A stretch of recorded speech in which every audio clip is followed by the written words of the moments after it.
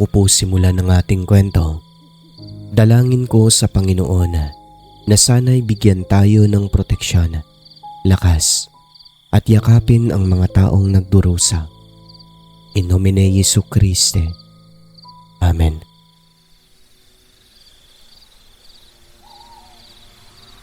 Isang mapagpalang araw sa inyong lahat, mga kaibigan ko, dito sa Alex Aswang Stories.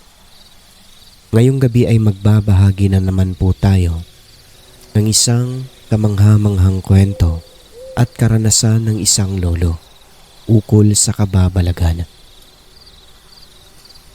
Ang sender po natin ay nagngangalang Vance na ngayon ay nasa Europa na po naninirahan. Point of view po ito nila, kasama ang pinsan niya. Simulan na po natin ang kwento.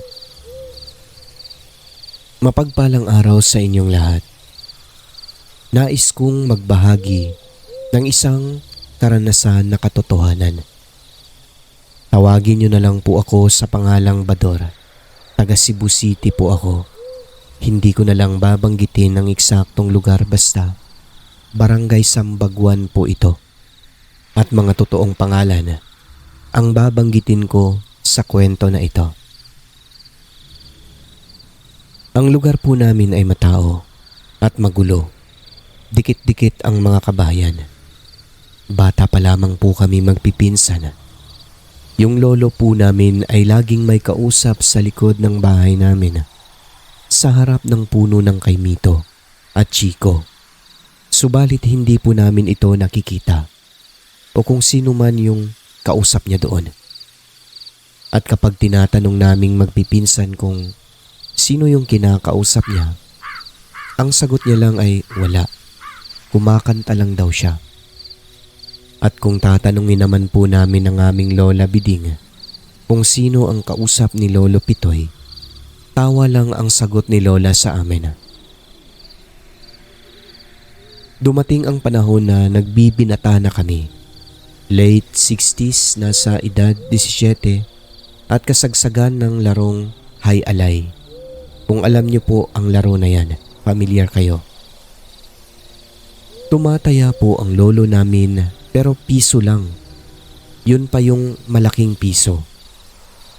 Na kapag naibato sa iyong ulo ay siguradong bukol ang abutin mo. At parati siyang nananalo noon. Hindi siya tumataya ng malaki dahil nga piso lang palagi ang tinataya niya. At isang beses lang sa isang linggo kung tumaya ang aming lolo.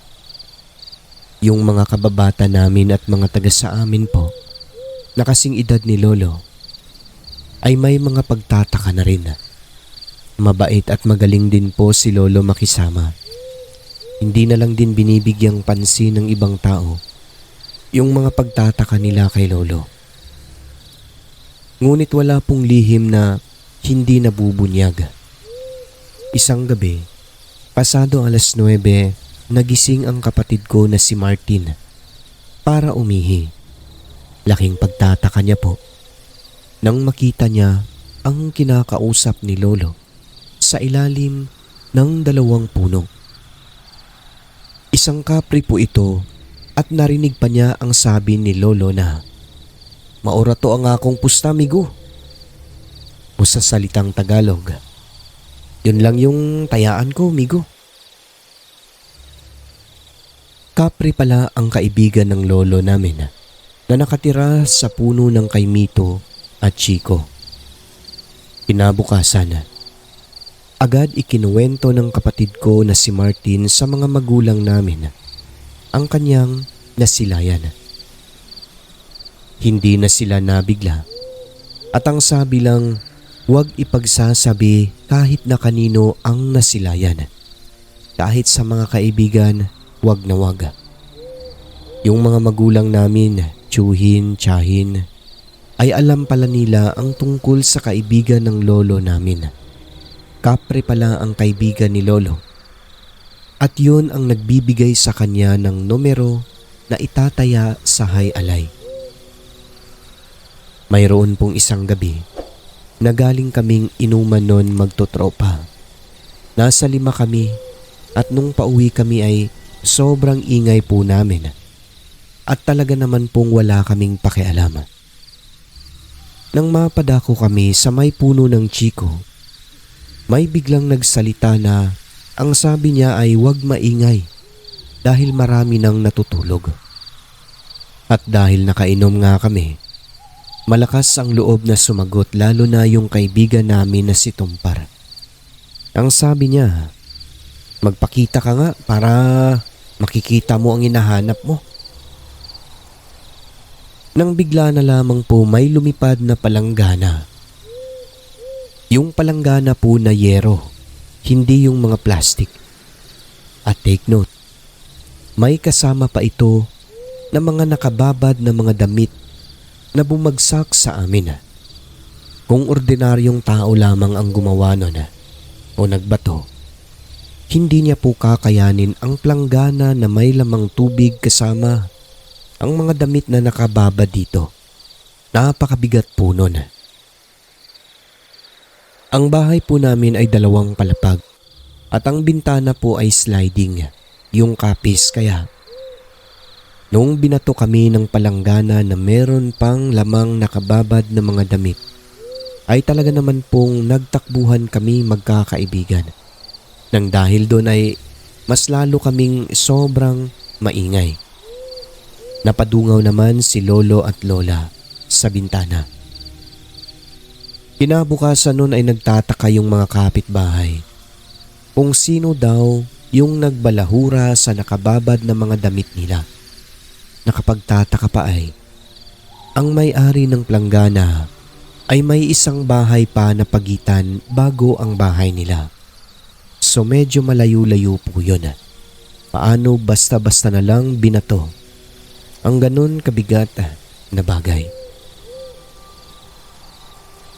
At yun na nga po, sa sobrang gulat, takot at nerbiyos namin, umaripas kami ng takbo. Ako naman ay parang kandila na nakatirik lamang at hindi makagalaw. Naririnig ko na lang na may biglang nagsalita at ang sabi ay umakyat na. At nung lingunin ko, yung lolo at lola namin na nakadungaw. Naglakad na ako noon papunta sa mga lolo at lola ko at nang sinulyapan ko ang kapre, nakita kong ngumiti ito na parang nakakaloko. Takot na takot kaming lahat noon. Di namin sukat akalain na ganon ang mangyayari. Simula noon ay hindi na kami naging maingay pa. Ayaw na namin maulit ang pangyayari na iyon.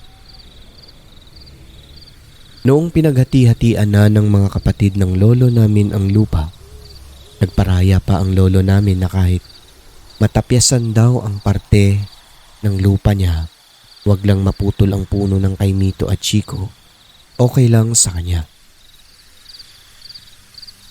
Noong namatay si lolo taong 1980, bigla na lang hindi nagparamdam ang kapre na ang pangalan ay Migo. Nung namatay na po ang lolo at lola namin, yung puno ng chiko ay nakatayo pa rin sa lugar namin, pero wala na ang puno ng kaimito dahil natumba po ito noong dekada 80, kasagsagan ng bagyo. Sa tingin namin, lumipat na ng tirahan ang kapre na yon. Isa siguro sa dahilan, wala na si lolo na ang kanyang matalik na kaibigan. Hanggang dito na lamang po ang aking kwento. Maraming salamat sa tagapakinig. Hanggang sa muli. At yun lamang po ang kwento ng ating kaibigan na si Vance, mga kaibigan. No? Kahit maikli lang ang kanyang kwento, mararamdaman mo naman na ito ay totoo. Kaya maraming salamat sir sa napakagandang kwento na ito.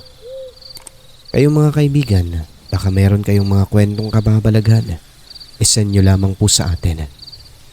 Ang ating Gmail po ay smcreepystories@gmail.com. Hanggang sa muli po mga kaibigan, ako si Alex. Magandang gabi.